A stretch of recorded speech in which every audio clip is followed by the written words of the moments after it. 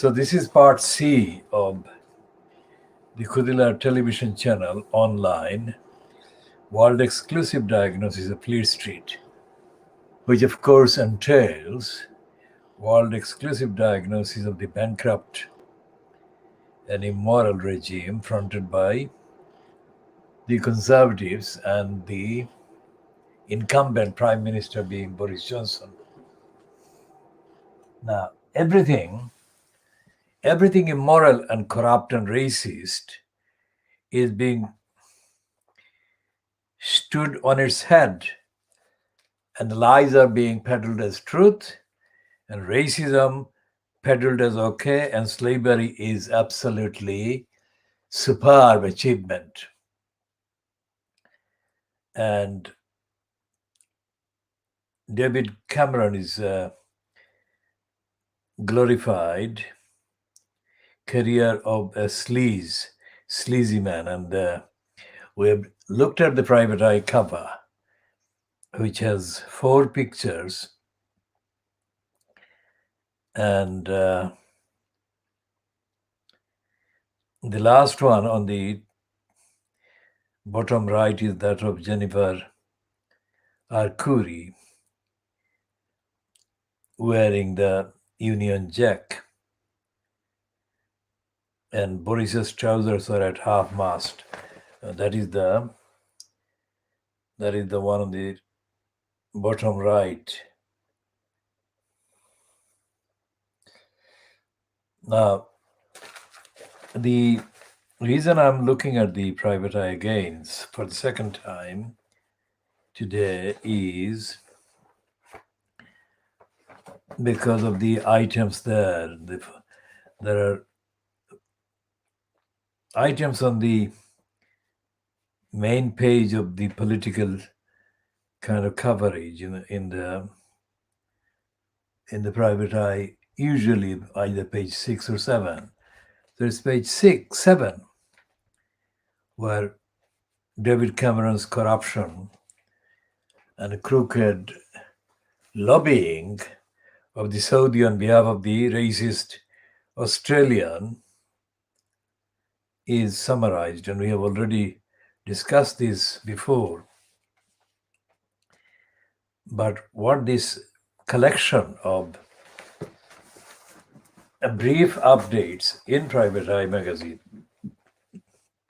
represents is that Britain is indeed in a dark place, very dark place, and going even darker. Since that last edition, several news outlets, online news outlets, have recognized what this slavery glorified by Munira Mirza and Tony Sewell actually represents.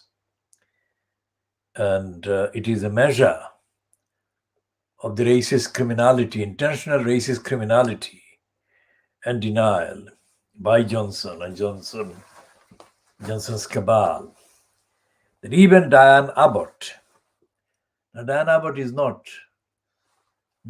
is not known for her record of being genuinely involved in opposing racism, because Diane Abbott doesn't have any record, and this is on the record, I'm saying, of solidarizing with the ordinary black population. In her case, I am referring to people from the Caribbean. And her main kind of profile or name recognizable profile was created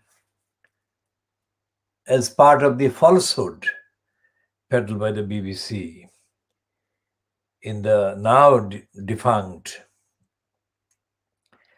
Andrew Neil slot called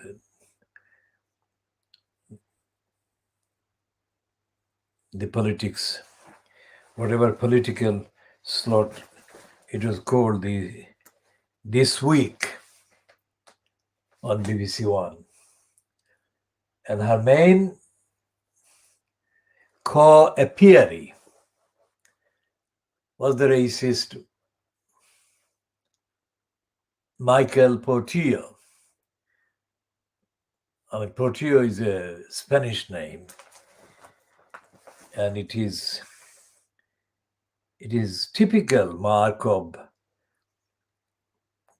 crooked racists and self-servers that they almost predictably abandon their ancestral origins and start becoming more anti-migrants, anti-Asians, anti-Africans than the indigenous white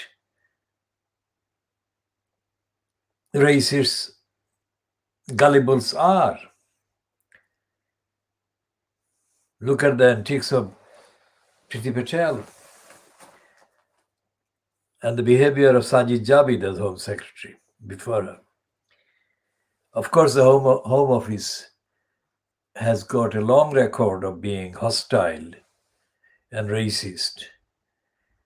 But ordinary rational thinking would suggest that when the post of Home Secretary is held by somebody of African or Asian ancestry or legacy or origin or background, that hostility and racism would be replaced by a semblance of civilization, etc., operated from the Home Office. But it is far from the truth of what truth, as is evident in the behavior of, as I said, Sajid Javid, who took away Shamima Begum's British nationality by birth as part of his appeasing of the racists in the Conservative Party and in the Parliament. Same thing is being done by Priti Patel with her series and serial ugly policies against the migrants and the asylum seekers. Now, when Cameron was fronting the Conservative front bench, while Corbyn had just about landed the post of leader of the Labour Party, instead of dealing with Corbyn's policies, Cameron ritually and routinely insulted Corbyn and humiliated him personally in the House of Commons during the so-called Prime Minister's questions, including saying to Corbyn he should go and get himself a proper tie and a jacket or whatever. And that showed Cameron is a very nasty piece of work. So what Eddie Mair called Boris Johnson, nasty piece of work. But the direct abusive behavior by Cameron towards Corbyn left no doubt that Cameron didn't regard the House of Parliament as a place where dignified behavior was expected. And it's a mark, it's a proof, it's a vindication of my analysis, let's say, or the analysis made of Corbyn that he was intellectually very, very challenged.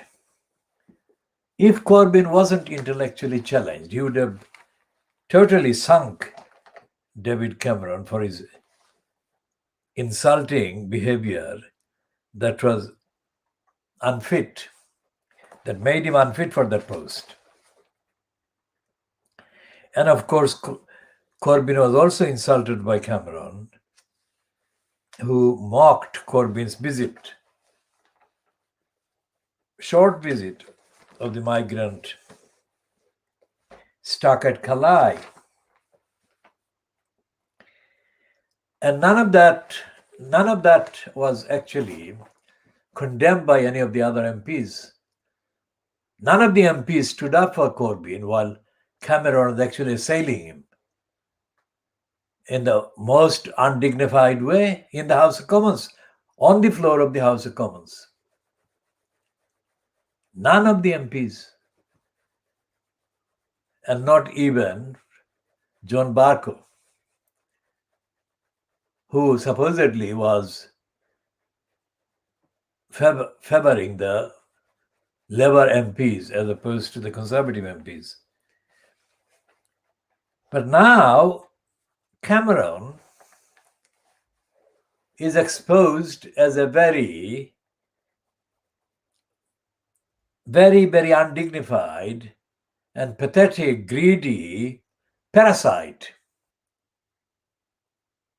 No matter what kind of suits he wears, what kind of bridal cream kind of he applies to his hair, Cameron comes across as belonging to the worst, lowest level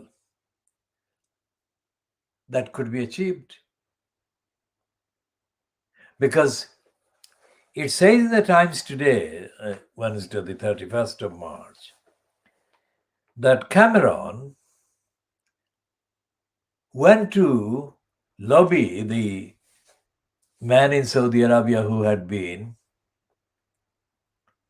few months after that man had ordered the murder of the journalist Jamal Khashoggi.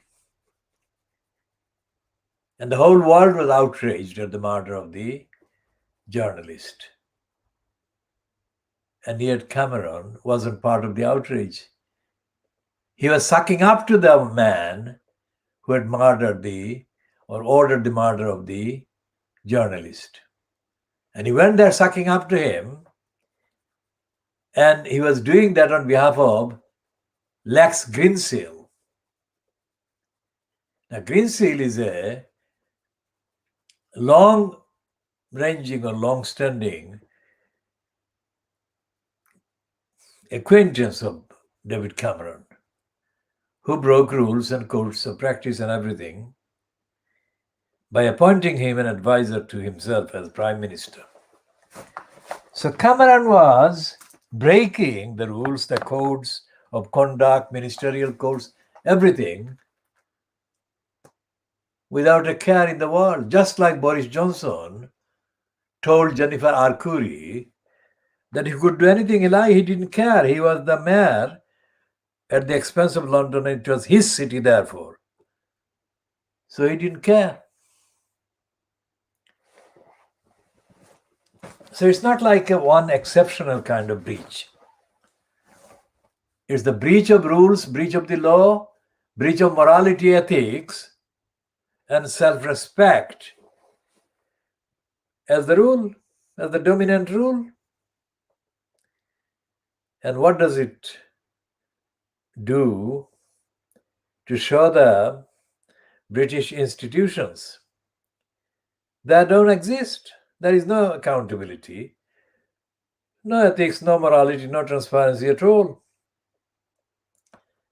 And you could not make a worse list in peacetime, so-called, associated with any regime, which means that you should have no hesitation, factually, in calling for this government to resign. And all those members of the House of Peers that Cameron actually inflicted and foisted must be decommissioned and thrown out of the House of Peers, because they were put there by a very discredited, corrupt criminal who was breaking the law.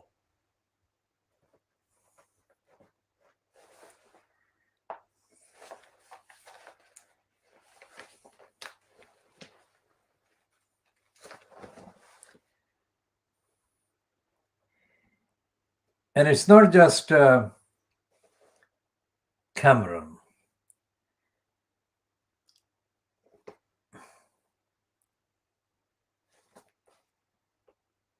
Every single one of the conservatives is caught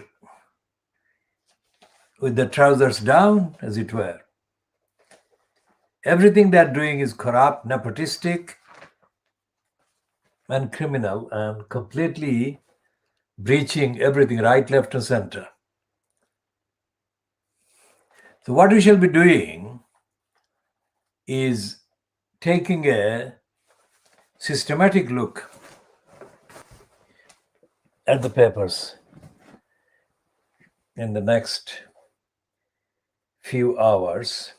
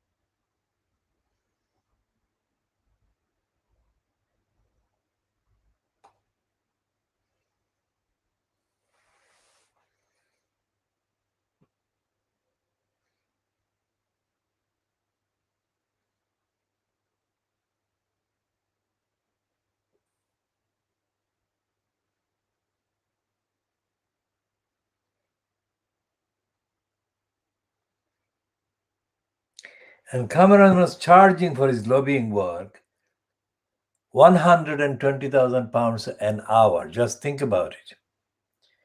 120,000 pounds an hour.